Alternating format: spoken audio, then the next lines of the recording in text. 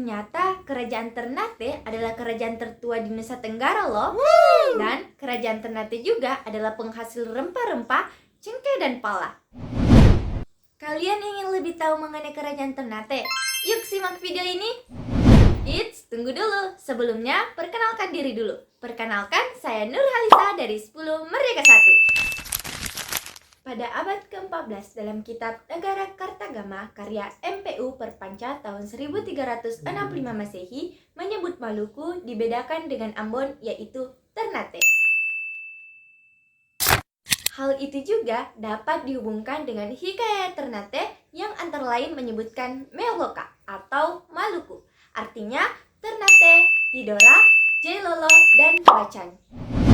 Pada abad ke-14, masa kerajaan Majapahit sudah sering terjadi hubungan pelayaran, perdagangan antara pelabuhan-pelabuhan terutama Tuba dan Gresik dengan daerah Hitu, Ternate, Tidore, bahkan Ambon.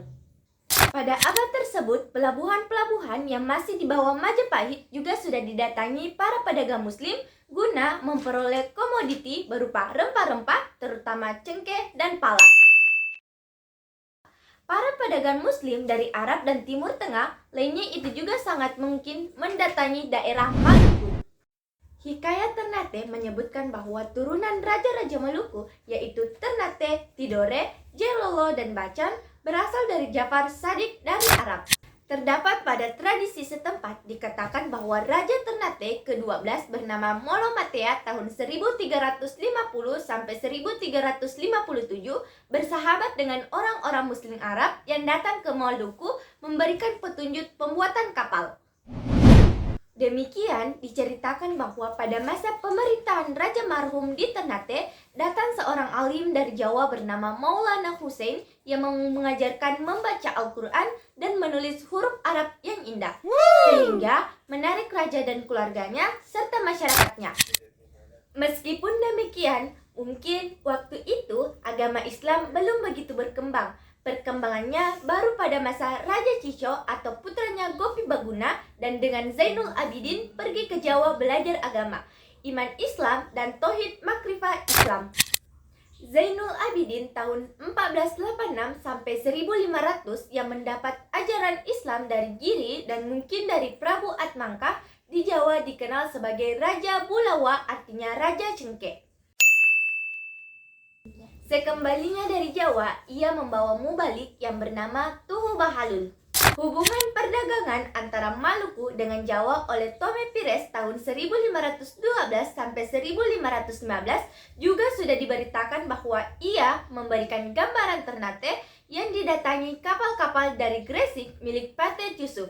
Dan Raja Ternate yang sudah memeluk Islam adalah Sultan Ben Acorala, dan hanya Raja Ternate yang menggunakan gelar Sultan. Sedangkan yang lainnya masih memakai gelar raja-raja di Tidore, Kolano.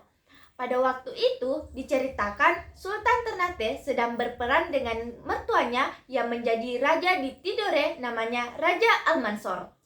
Ternate, Tidore, Bacan, Makian, Hitu, dan Banda pada masa kehadiran Tome Pires sudah banyak yang beragama Islam.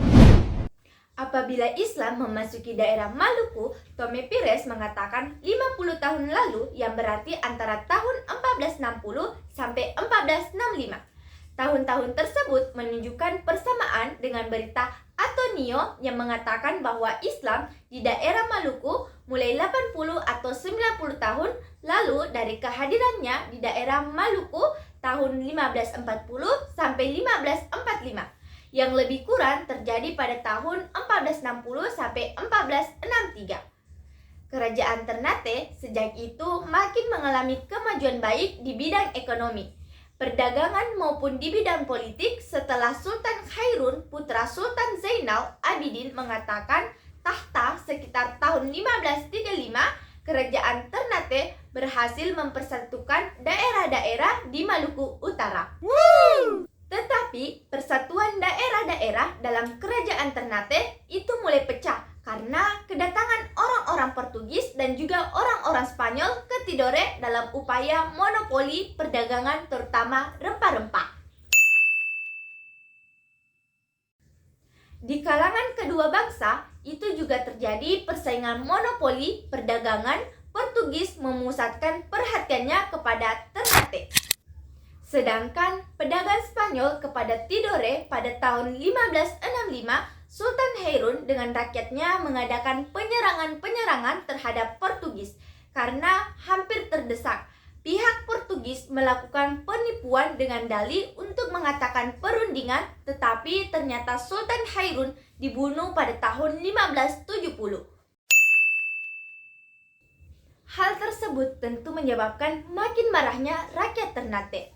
Perlawanan rakyat itu diteruskan di bawah pimpinan putranya Sultan Babula yang pada 28 Desember tahun 1577 berhasil mengusir orang-orang Portugis dari Ternate. Menyingkir ke pulau dekat Tahula tidak jauh dari Tidore, tetapi tidak diganggu oleh orang-orang Ternate agar menyingkir dari tempat itu.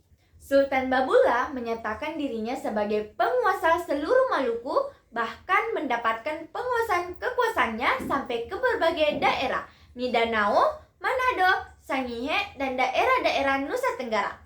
Sultan Babula mendapat julukan sebagai penguasa 72 kepulauan dan menganggap sebagai kerajaan seluruh wilayah dan sangat berkuasa. Sultan Babula wafat pada tahun 1583. Itulah tadi pembahasan kita mengenai kerajaan Ternate. Semoga bermanfaat bagi kita semua ya. Jangan lupa like, comment, and subscribe. Bye!